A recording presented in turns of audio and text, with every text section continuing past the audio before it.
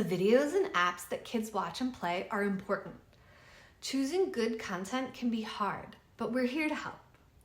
We've studied the research on videos and apps for kids and have created simple lists to show you what to look for. These lists are based on many years of research about what works and what doesn't for kids in media. You can use the list to help you decide which videos and apps you want your kids to use.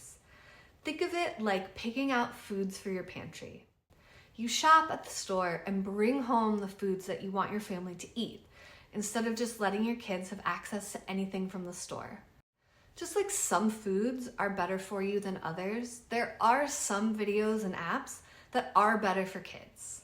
We'll help you find the good educational ones, and you can choose what's best for your family or childcare center from these options. A blanket recommendation for videos and apps is to choose things that don't annoy you as the caregiver, so you're more likely to use media along with the child. The first list will cover what to look for in videos that kids watch, and the second covers apps. So let's talk about high quality videos, shows, and movies. It might surprise you to hear that watching TV isn't easy for kids. It's more than just sitting back and relaxing. It actually takes a lot of brain power and skills for kids to understand what they see on video. When they look like they're just staring at the screen, they're actually really focused on what's happening in the video. Their brains are trying to understand what they see, connect it to what they know, and make memories with it. Since watching videos can be a great opportunity for kids to learn, it's important to pick the right types of videos for them. Before we start looking for high quality videos, there are two things to remember. First, not every show or video advertised as for kids is good for them. Some shows, including shows on public TV like PBS Kids, were created with teams of people who worked hard to make them educational. PBS Kids is always a useful place to start when looking for good shows and videos for young kids. But other content, like many videos on YouTube, are just made to be fun, keep their eyes on screen, or make money. Second, videos that are labeled as educational are not all the same. Some are better at helping kids learn than others. Unfortunately, there is no official system to rate the educational quality of videos for kids. So it's up to us as the parents, caregivers, and educators to decide what's best. There are a lot of places where kids can watch videos on different apps, channels, and streaming services. But having many options isn't always better or even necessary. Research shows that kids actually learn more from videos when they watch the same show or episodes over and over. You do not need to have access to every streaming service out there or let your child watch tons of different shows. Once you find good choices that work for you, you can stick with them. For example, my kids have been watching the same few shows for over a year now, and they're still interested in and learning from them. Another important thing to consider is what kind of device the child is using while watching videos. Research tells us that it's best for kids to watch videos on a TV screen that stays in one spot in your home. This could be somewhere like the living room or the playroom. And there's a few reasons. First, it's easier to keep an eye on the child. When they're watching on TV, you know they'll probably stay in one place. Plus, because the TV is usually a larger device, it doesn't need to be held, and it's more likely that you or another adult or sibling can watch along with the child. Even if you step out of the room, you can still hear what they're watching and check in on them easily. You can also keep the remote with you so that the child can't switch to something that you don't want them to see. Also, research shows that watching videos on phones or tablets can sometimes be frustrating for kids. They may accidentally press buttons or find content that you don't want them to see. And if they get used to watching on a phone, they might keep asking to use your phone to watch things later on. So when possible, encourage kids to watch videos on a mounted TV. If you don't have a TV or you're on the go, the next best choice is a tablet, especially if it's a tablet that's not used as often at home. This way it can be kept out of sight when the child isn't using it, like in a closet or high up on a shelf.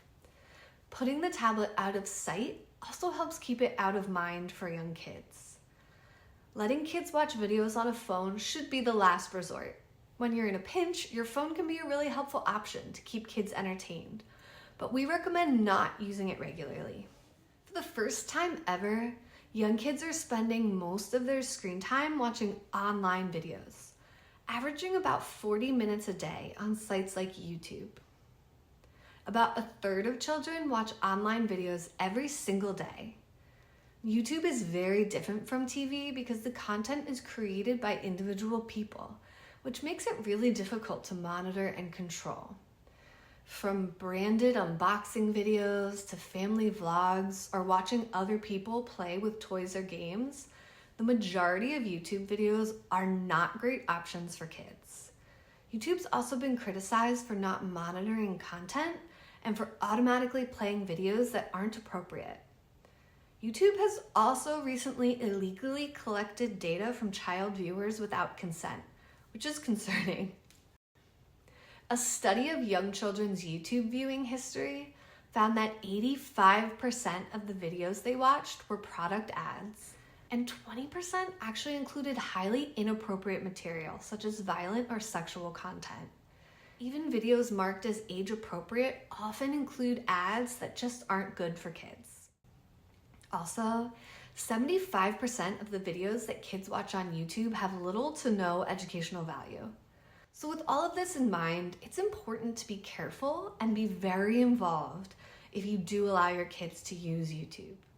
So when it comes to choosing high quality videos for your kids, it's not just about finding content that's right for their age, but it's also about making choices that are both educational and entertaining. So how do you do that? Let's talk about things to avoid. The rating system for shows and movies is through the Motion Picture Association. And it's G, PG, R, and NC-17. This is really only helpful in letting parents understand what to avoid. But just because something is rated G doesn't mean it's high quality, educational, or even appropriate for children. It's important to look beyond these ratings, so consider recommendations from reliable sources and then decide for yourself.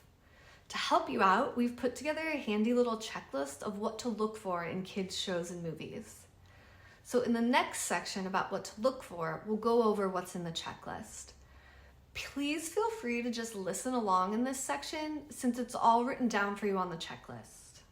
One note, we will not be talking about video games or gaming systems because we don't recommend traditional video games for younger kids. If you do choose to let your child play or watch video games, try to limit it to games rated E for everyone. But please know that even games rated for everyone may still have some violence or mild language.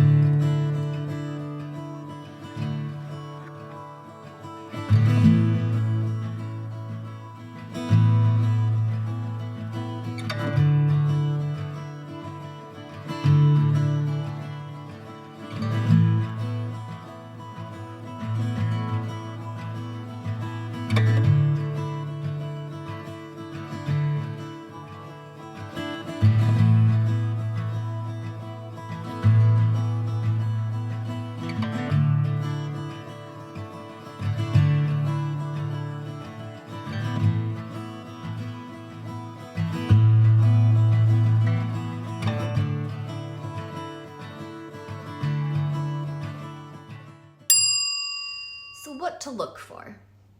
The very first thing to think about when selecting shows or videos for children is whether or not they are geared for their age.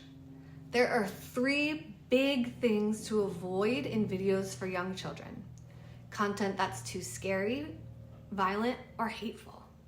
This applies not only to realistic content with actual people, but also to fantasy worlds too. Kids have a hard time telling the difference between make-believe and what is real. So even if a video is set in an unrealistic world, kids still learn from it and can be afraid. Many parents have noticed that their child is very interested in villains, monsters, and fighting, which isn't surprising because fear and excitement can feel really similar in the body. Watching scary stuff might feel thrilling to kids in the moment, but what's the cost? Let's talk about that. We'll start